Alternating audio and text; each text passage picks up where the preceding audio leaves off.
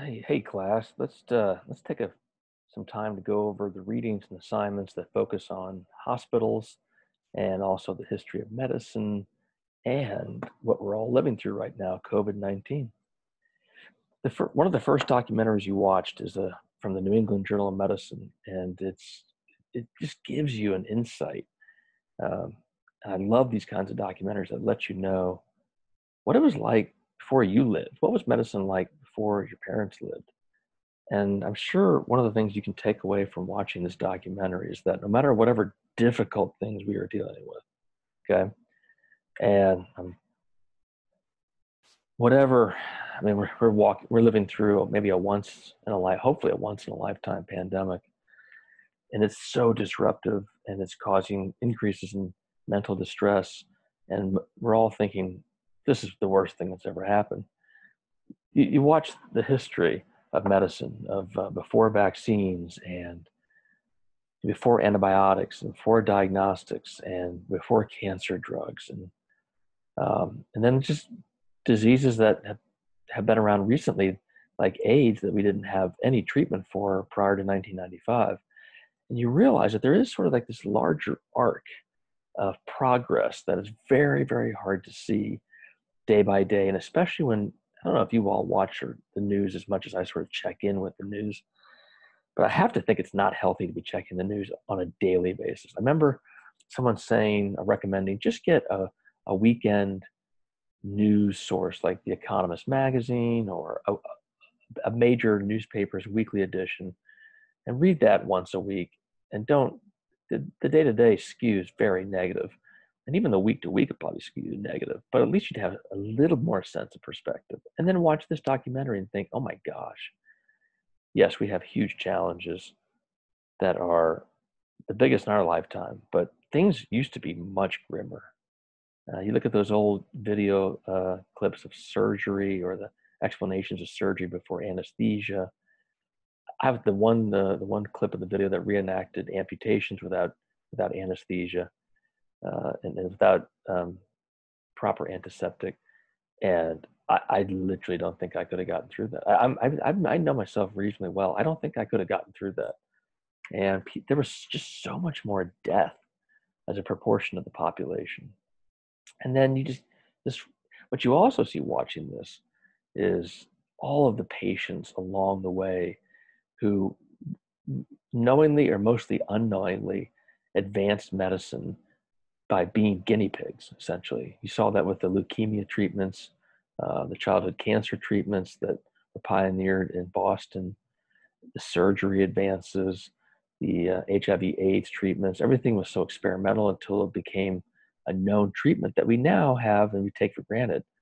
But every step along the way in medicine, there are cohorts of patients, desperate patients, who advance medicine because they have no choice. And I think you really see that in the treatment of leukemia and childhood cancers, just in Dana-Farber up in Boston. You think, oh my gosh, the kids who they, they were doing their best on, but they were essentially experimenting with to try to find the medications that eventually worked, but just the carnage along the way. I don't even know how to comment on it, except that it's just so striking to see. So, like, what's the modern era of medicine? Well, let's take a look at this. You know, the late 1800s, right around here is when the germ theory is developed. Around this time, they're developing vaccines and then ramping those up, and then antibiotics here, psychiatric medications, the pill here.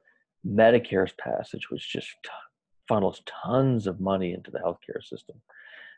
There were things before Medicare that injected money into the healthcare system. There was the Hill-Burton Act that built hospitals, but it's really after World War II, and that's when you're in sort of the modern era of medicine. Everything before World War II, in many ways, was hit and miss, and a lot of miss. And the saying goes, you know, back in 1930s and back, medicine mostly either did you harm or did nothing. And it's only in the last three generations that we go into healthcare, into hospitals, to doctors' offices with the expectation, the default expectation, that things are going to turn out well. That's a very modern mentality that never existed prior to World War II. And before World War II, most hospitals were places where you went to die. Speaking of hospitals, then you read the next article about deep in Trump country, a big stake in healthcare, and many counties in the United States, especially sort of Midwestern, Rust Belt, rural counties, where job opportunities are not what they once were, and they're declining. The hospital is the single biggest source of employment. And you read this article and you realize there's such an irony that in some of these counties that essentially depend on a hospital, these are counties and states that have been hostile to Obamacare, that would have increased the number of people who are insured, and the number of people who are insured. If there's more of them, that's more people that can pay their bills. And hospitals' overall balance sheets can do better if they have more patients with some kind of coverage. And Medicaid coverage isn't generous, but it's definitely better than zero coverage. And yet, culturally, a lot of these counties are very hostile to the very program, the ACA, that is absolutely in their best interest in terms of getting more people in their county insured and keeping the finances of their local hospital sound because it's the biggest employer in town, right? So Baxter Regional that they profiled in Arkansas is the largest employer in that county with a payroll of roughly 1,600 people. Again, many counties. The manufacturing plants have been offshored and outsourced to China, Mexico, and other places. You can't outsource healthcare. And so these hospitals they're humanitarian, they're critical for allowing people to have care nearby. Pregnant women can drive 30 minutes or less to deliver. Having to drive more than 30 minutes to deliver babies starts to get really scary. So there's an interest and a need in having hospitals in places so that you can cut down the remote travel to other hospitals. Now, a lot of these hospitals, again, really sort of depend on whatever financial help they can get from the federal government because they're not just rolling over tons of volume of high-end care.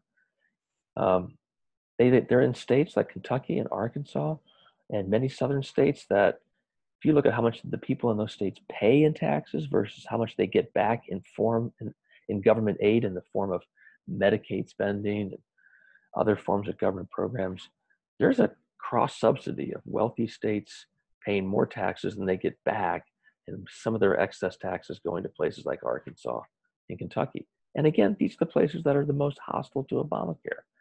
The cultural dissonance in this and the cognitive dissonance in this is striking. So it's not just the hospital's finances. It's more people having some form of health insurance, which reduces the need for free clinics and charity care in the hospitals. And it's an extra source of revenue. And on a human level, that you have a card, that you have something that you can use to reimburse your care increases your sense of financial security and your sense of human dignity. And it's just, again, the network effects that go out of employment, all the people that have middle class jobs who can then turn around and they can pay the loan on their car, they can pay their mortgage, they can pay their property taxes. And where do the property taxes go? The property taxes go to the local elementary school. They go to the police force to pay the police officers. They pay for utilities. So, gosh, these hospitals are so valuable and so important um, forms of employment for places that don't have a lot of middle class employment. An economic impact review by the hospital concluded that workers' earnings combined with their spending on groceries, clothing, and the like generated more than $200 million a year in economic activity and helped create over 1,000 jobs. Now, I'm not here to say we need to just subsidize all hospitals because they're employers for the local community. That's not the argument of this paper. But what this article is pointing out is that these hospitals are vital in terms of providing access to care. And they're also vital because they're key to the local economy. And local economies are all big circles. They're just feedback loops. And you can see that when you go to places where little elements of the loop start to break off. and factories close and nothing replaces it, like Huntington, West Virginia. And then it just becomes into this terrible downward spiral where more anybody who can get out of town and take their skills elsewhere do. And who's left? The people that can't get out of town. And it's sort of a death spiral. So, today's discussion prompt is, well, politically, if these people all get upset because the ACA is rolled back and the subsidies to their hospital are reduced and people get furloughed, well, should we the rest of the country care? Because you could just say, look, you guys voted for Trump by 70%. You knew what you were getting, and Trump is leading the efforts to repeal and replace Obamacare, the ACA, and the ACA is what's propping up your hospital. So, go, as I said, go cry me a river. Think about your vote and how it might impact your employment, your access to care, your Medicaid coverage. And again, these are some of the places that are the most hostile to the ACA and to Obama himself, and definitely did not vote for Hillary. And then all of a sudden they realize, wait a minute, we're really close to repealing Obamacare, and Obamacare is a central source of revenue. Maybe we should give that some further consideration. Because a lot of these places are those regions of the country that we refer to as having increased deaths of despair, where working class life has gotten harder and harder, genuinely more difficult than it did 2 generations ago. 3 generations ago, when I went, 2 generations ago, I guess, or one, when I went to college, you didn't have to go to college. It was better at the margin to go to college, especially if you wanted to be in a profession. But 1980s and back, you could go to a trade school, you could go to community college, and further back than that, you did not have to go to college to have a middle class existence. There were enough manufacturing and factory jobs and other middle class forms of employment that did not at the time require a college degree. Well, the data show that is no longer the case. And in these towns where there aren't as many job opportunities, you're seeing these increased rates of people dying younger than their parents due to cirrhosis of the liver, drug overdoses, addiction, suicide. So, this article just shows the complex interplay of economic necessities, access to care, and the politics of programs like Obamacare that in the end, whether these people realize it or not, is really helpful to their local economy and to their local access to care. Then we read the article about, so I'm sure you read this and you're like, yep, I know, but this is the trend of public health, is that we have a horrible calamity, 9/11. We have a horrible calamity of Hurricane Katrina. We have, now we're going to see it with COVID-19. There's going to be these calls for saying we need to invest enormous amounts of resources in public health and disaster preparations and making sure we have enough PPE and ventilators. You see this, it's already going on now. And it will probably continue for the foreseeable future. That why weren't we better prepared? Why didn't we have stockpiles of what we needed? Why are we sending people out in unsafe equipment? Why didn't we, classic, why didn't we know better? And this article just reminds us of human nature, which is crises come, we put Band-Aids on it, we vow never again, never again. And then the natural gravitational pull is back to, well, let's not think about negative thoughts. Let's not be a negative Nelly or a Debbie Downer. Let's focus on positive things. Let's have a positive outlook. These things don't happen that often. We're resilient. Blah blah blah. But COVID-19 comes and reminds us that we're not as in control as we think. And then when we've let things dip and we don't keep up preparations and we don't keep readiness, then you're caught unaware. And I will say it's interesting. Most countries have a military. The United States has a massive military relative to most countries. And what is that military for? That military is there all the time, year round, with bases, with troops. It's a career. People can go into it. They can do it temporarily. They can do it for their whole life. We have funding for the military. We have all the equipment for the military. Every year, there's never a question of, should we fund the military? It's always funded because we've been invaded, because any nation has to have an ability to defend itself from aggression and um, invasions. Well, that same mentality could be applied to public health and say, we have been invaded by COVID-19.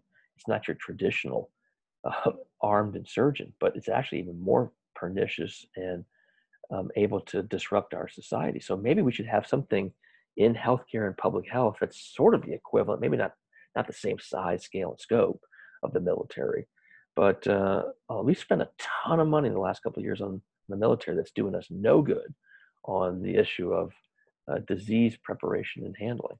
We've lost 100,000 people in 3 months.